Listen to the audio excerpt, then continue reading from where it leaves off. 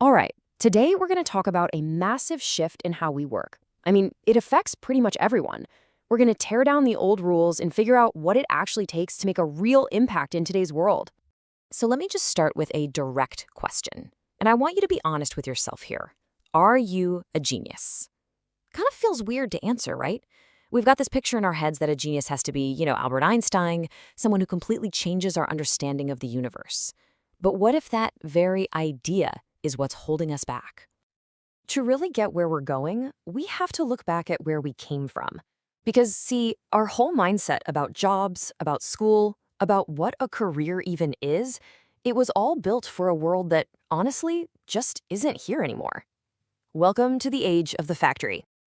I mean, if you zoom out and look at all of human history, work has changed a ton. For thousands and thousands of years, we were hunters, then farmers.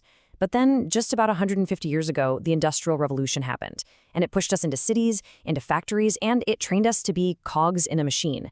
But today, the big opportunity is to break out of that and become what Seth Godin calls an artist. So for the factory system to even work, guys like Henry Ford had to crack two huge problems. First, their factories were churning out so much stuff, how could they make sure people would actually buy it all? And second, how do you train people to be compliant? To be okay with just being cogs in the system. And this led to a really big and, let's be honest, kind of dehumanizing idea. The idea of interchangeable people. The thinking was, just like the bolts and screws on the assembly line, workers should be replaceable parts. A cashier quits? No problem. Just hire another one. You don't matter. The system is everything. So how in the world do you train an entire country to think this way? Well, you build a system. And the system they came up with was modern public school. It was pretty much designed from the ground up to do two things: teach kids to fit in by buying stuff, and teach them to be really good workers who do what they're told. And you know what? For a long time, it worked. Following the rules, doing your job, that was the safe bet. That was your ticket to a good life. But that path, it's turned into a trap. And today, being that compliant cog is probably the riskiest thing you can do for your career. And hey, the numbers don't lie. If you adjust for inflation, the average wage for a typical compliant worker in the US was completely flat for 45 years. 45 years, from 1960 all the way to 2005. And why? Well, it's simple supply and demand. The world was producing more and more interchangeable workers, but the need for them just wasn't keeping up. Here is the brutal economic truth of our world. If your job can be perfectly described in a step-by-step manual, then someone or something, like an algorithm, can and will eventually do it for less money. This is why McDonald's can take your drive-thru order in Texas and send it to a call center in South Dakota. And when that gets too pricey, those jobs will go to Bangalore. It's a relentless race to the bottom. Okay, so if the old system is so clearly broken, why is it so incredibly hard to just leave? Why do we cling to what's familiar even when we know it's not safe anymore? Well, the answer is hardwired into our biology. It's time to meet your lizard brain. This is the oldest part of our brain, the amygdala. It's in charge of pure survival. We're talking fear, anger, fitting in, all that primal stuff. It's that voice inside your head that's always screaming, "Don't do it, it's too risky." The author Stephen Pressfield has a great name for it, the resistance. And its only job is to stop you from doing anything brave or important. You know that voice, right? It's that little whisper that says, what if I share this idea and everyone laughs? What if I look stupid? It's constantly telling you, don't make waves, don't stand out, just fit in, follow the rules. That's how you stay safe. Oh, and it's the undisputed world champion of procrastination. Yeah, I'll definitely write that book tomorrow.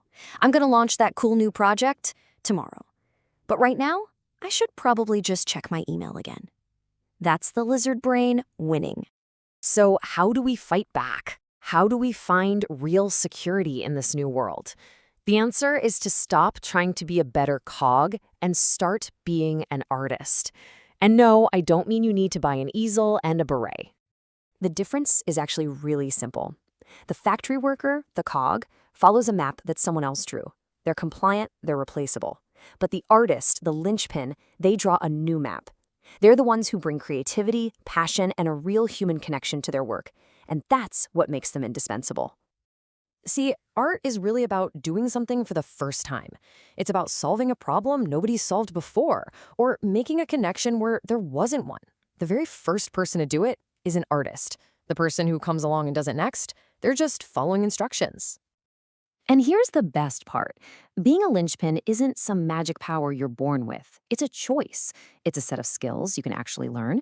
It's about creating unique connections, bringing real creativity to the table, handling complex situations, leading people, inspiring your team, becoming a true expert, and maybe most important of all, having the guts to finish what you start and ship the work.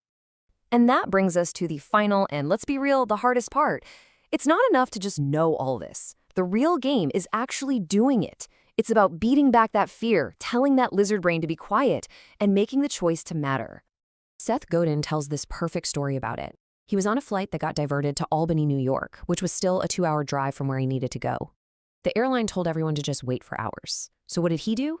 He hopped online, rented a car, and then stood up and offered a free ride to the other 15 people from his flight. So how many people took him up on this free, faster ride to their destination? 0. Not one person. And why? Because it's easier to stay on the plane. If you stay and you're miserable, you can blame the airline. But the second you get in that car, the outcome is on you. That's the lizard brain picking blame over opportunity every time. There's another amazing story about a man in a movie theater that's almost completely empty. A woman walks past dozens and dozens of empty seats, comes right up to the seat he's sitting in, points, and asks, "Excuse me, is this seat taken?" And that's the question for all of us, right? In your job, in your life, are you just taking up a seat, or are you using that seat as a platform to create something valuable? So what does the world, your boss, your family, your customers, what do they actually need from you? Well, it looks like this. They need you to be brave enough to be laughed at. They need you to give the gift of your unique perspective. They need you to teach what you know, to speak up when it's hard, and to find the courage to actually ship your work. Look, the industrial era and its promise of safety if you just follow the rules, that's over. It's gone. But what's replaced it is this incredible opportunity for anyone, to connect, to create, and to lead. So the only real question left is, are you doing work that matters?